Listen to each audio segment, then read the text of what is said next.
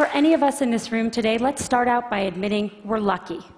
We don't live in the world our mothers lived in, our grandmothers lived in, where career choices for women were so limited. And if you're in this room today, most of us grew up in a world where we have basic civil rights. And amazingly, we still live in a world where some women don't have them.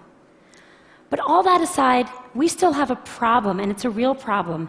And the problem is this: women are not making it to the top of any profession anywhere in the world.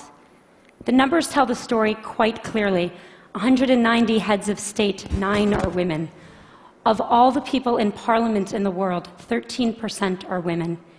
In the corporate sector, women at the top, C-level jobs, board seats, tops out at 15–16%. The numbers have not moved since 2002 and are going in the wrong direction. And even in the nonprofit world, a world we sometimes think of as being led by more women, women at the top, 20%. We also have another problem, which is that women face harder choices between professional success and personal fulfillment. A recent study in the US showed that of senior managers, of married senior managers, 2/3 of the married men had children, and only 1/3 of the married women had children. A couple of years ago, I was in New York, and I was pitching a deal, and I was in one of those fancy New York private equity offices you can picture, and I'm in the meeting. It's about a 3-hour meeting, and 2 hours in, there's kind of needs to be that bio break, and everyone stands up, and the partner running the meeting starts looking really embarrassed. And I realize he doesn't know where the women's room is in his office. So I start looking around for moving boxes, figuring they just moved in, but I don't see any. And so I said, "So did you just move into this office?" And he said, "No, we've been here about a year." And I said, "Are you telling me that I'm the only woman to have pitched a deal in this office in a year?" And he looked at me and he said, "Yeah, or maybe you're the only one who had to go to the bathroom." So the question is, how are we going to fix this? How do we change these numbers at the top? How do we make this different? I want to start out by saying I talk about this, about keeping women in the workforce, because I really think that's the answer. In the high-income part of our workforce, in the people who end up at the top Fortune 500 CEO jobs or the equivalent in other industries, the problem, I am convinced, is that women are dropping out. Now, people talk about this a lot, and they talk about things like flex time and mentoring and programs companies should have to train women. I want to talk about none of that today, even though that's all really important. Today, I want to focus on what we can do as individuals. What are the messages we need to tell ourselves? What are the messages we tell the women that work with and for us? What are the messages we tell our daughters? Now, at the outset, I want to be very clear that this speech comes with no judgments. I don't have the right answer. I don't even have it for myself. I left San Francisco, where I live, on Monday, and I was getting on the plane for this conference, and my daughter, who's 3, when I dropped her off at preschool, did that whole hugging the leg, crying, "Mom, you don't get on the plane" thing. This is hard. I feel guilty sometimes. I know no women, whether they're at home or whether they're in the workforce, that don't feel that sometimes. So I'm not saying that staying in the workforce is the right thing for everyone. My talk today is about what the messages are if you do want to stay in the workforce. And I think there are 3. 1, sit at the table. 2, make your partner a real partner. And 3, look at that. Don't leave before you leave. Number 1, sit at the table. Just a couple weeks ago at Facebook, we hosted a very senior government official, and he came in to meet with senior execs from around Silicon Valley. And everyone kind of sat at the table, and then he had these 2 women who were traveling with him who were pretty senior in his department, and I kind of said to them, "Sit at the table, come on, sit at the table." And they sat on the side of the room. When I was in college, my senior year, I took a course called European Intellectual History. Don't you love that kind of thing from college? Wish I could do that now. And I took it with my roommate, Carrie, who was then a brilliant literary student and went on to be a brilliant literary scholar. And my brother, smart guy, but a water polo playing pre-med who was a sophomore. The 3 of us take this class together. And then Carrie reads all the books in the original Greek and Latin, goes to all the lectures. I read all the books in English and go to most of the lectures. My brother is kind of busy. He reads one book of 12 and goes to a couple of lectures, marches himself up to our room a couple days before the exam to get himself tutored. The three of us go to the exam together, and we sit down, and we study, sit there for 3 hours in our little blue notebooks. Yes, I'm that old. And we walk out, and we look at each other, and we say, how'd you do? And Carrie says, boy, I feel like I didn't really draw out the main point on the Hegelian dialectic. And I say, God, I really wish I had really connected John Locke's theory of property, the philosophers that follow. And my brother says, I got the top grade in the class. You got the top grade in the class? You don't know anything. The problem with these stories is that they show what the data shows. Women systematically underestimate their own abilities. If you test men and women and you ask them questions on totally objective criteria like GPAs, men get it wrong slightly high and women get it wrong slightly low. Women do not negotiate for themselves in the workforce. A study in the last 2 years of people entering the workforce out of college showed that 57% of boys entering, or men, I guess, are negotiating their first salary, and only 7% of women. And most importantly, men attribute their success to themselves and women attribute it to other external factors. If you ask men why they did a good job, they'll say, I'm awesome. If you ask, obviously, why are you even asking? If you ask women why they did a good job, what they'll say is someone helped them, they got lucky, they worked really hard. Why does this matter? Boy, it matters a lot, because no one gets to the corner office by sitting on the side, not at the table. And no one gets the promotion if they don't think they deserve their success or they don't even understand their own success. I wish the answer were easy. I wish I could just go tell all the young women I work for, all these fabulous women, believe in yourself, negotiate for yourself, own your own success. I wish I could tell that to my daughter. But it's not that simple, because what the data shows above all else is one thing, which is that success and likability are positively correlated for men and negatively correlated for women.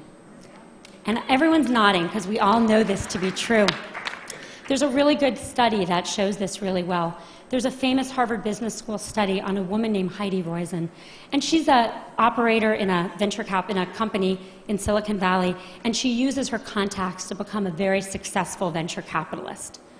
In 2002, not so long ago, a professor who was then at Columbia University took that case and made it Heidi Roizen.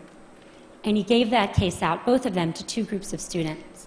He changed exactly one word, Heidi to Howard, but that one word made a really big difference. He then surveyed the students, and the good news was the students, both men and women, thought Heidi and Howard were equally competent, and that's good. The bad news was that everyone liked Howard. He's a great guy. You want to work for him. You want to spend the day fishing with him. But Heidi, not so sure. She's a little out for herself. She's a little political. You're not sure you'd want to work for her. This is the complication. We have to tell our daughter and our colleagues, we have to tell ourselves to believe we got the A, to reach for the promotion, to sit at the table. And we have to do it in a world where for them there are sacrifices they will make for that, even though for their brothers there will not. The saddest thing about all of this is that it's really hard to remember this, and I'm about to tell a story which is truly embarrassing for me, but I think important. I gave this talk at Facebook not so long ago to about 100 employees. And a couple hours later, there was a young woman who works there, sitting kind of outside my little desk, and she wanted to talk to me. And I said, okay, and she sat down and we talked, and she said, I learned something today. I learned that I need to keep my hand up. I said, what do you mean? She said, well, you're giving this talk, and then you said you're going to take 2 more questions, and I had my hand up with lots of other people, and then you took 2 more questions, and I put my hand down, and I noticed all the women put their hand down, and then you took more questions. Only from the men. And I thought to myself, wow, if it's me, who cares about this, obviously, giving this talk, during this talk, I can't even notice that the men's hands are still raised and the women's hands are still raised. How good are we as managers of our companies and our organizations at seeing that the men are reaching for opportunities more than women? We've got to get women to sit at the table. Message number 2, make your partner a real partner. I've become convinced that we've made more progress in the workforce than we have in the home. The data shows this very clearly. If a woman and a man work full-time and have a child, the woman does twice the amount of housework the man does, and the woman does 3 times the amount of childcare the man does. So she's got 3 jobs or 2 jobs, and he's got 1. Who do you think drops out when someone needs to be home more? The causes of this are really complicated, and I don't have time to go into them, and I don't think Sunday football watching and general laziness is the cause. I think the cause is more complicated. I think as a society, we put more pressure on our boys to succeed than we do on our girls. I know men that stay home and work in the home to support wives with careers, and it's hard. When I go to the mommy and me stuff and I see the father there, I notice that the other mommies don't play with him. And that's a problem, because we have to make it as important a job, because it's the hardest job in the world, to work inside the home for people of both genders, if we're going to even things out and let women stay in the workforce. Studies show that households with equal earning and equal responsibility also have half the divorce rate. And if that wasn't good enough motivation for everyone out there, they also have more, how shall I say this on this stage? They know each other more in the biblical sense as well. Message number 3, don't leave before you leave. I think there's a really deep irony to the fact that actions women are taking, and I see this all the time, with the objective of staying in the workforce, actually lead to their eventually leaving. Here's what happens. We're all busy, everyone's busy, a woman's busy, and she starts thinking about having a child. And from the moment she starts thinking about having a child, she starts thinking about making room for that child. How am I going to fit this into everything else I'm doing? And literally from that moment, she doesn't raise her hand anymore. She doesn't look for a promotion. She doesn't take on the new project. She doesn't say, me, I want to do that. She starts leaning back. The problem is that, let's say she got pregnant that day, 9 months of pregnancy, 3 months of maternity leave, 6 months to catch her breath. Fast forward 2 years, more often, and as I've seen it, women start thinking about this way earlier. When they get engaged, when they get married, when they start thinking about trying to have a child, which can take a long time. One woman came to see me about this, and I kind of looked at her, she looked a little young, and I said, so are you and your husband thinking about having a baby? And she said, oh no, I'm not married. She didn't even have a boyfriend. I said, you're thinking about this just way too early. But the point is that what happens once you start kind of quietly leaning back? Everyone who's been through this, and I'm here to tell you, once you have a child at home, your job better be really good to go back, because it's hard to leave that kid at home. Your job needs to be challenging. It needs to be rewarding. You need to feel like you're making a difference. And if 2 years ago, you didn't take a promotion and some guy next to you did, if 3 years ago you stopped looking for new opportunities, you're going to be bored, because you should have kept your foot on the gas pedal. Don't leave before you leave. Stay in. Keep your foot on the gas pedal until the very day you need to leave to take a break for a child, and then make your decisions. Don't make decisions too far in advance, particularly ones you're not even conscious you're making. My generation, really sadly, is not going to change the numbers at the top. They're just not moving. We are not going to get to, we're 50% of the population. In my generation, there will not be 50% of people at the top of any industry. But I'm hopeful that future generations can. I think a world that was run where half of our countries and half of our companies were run by women would be a better world. And it's not just because people would know where the women's bathrooms are, even though that would be very helpful. I think it would be a better world. I have 2 children. I have a 5-year-old son and a 2-year-old daughter. I want my son to have a choice to contribute fully in the workforce or at home, and I want my daughter to have the choice to not just succeed, but to be liked for her accomplishments. Thank you.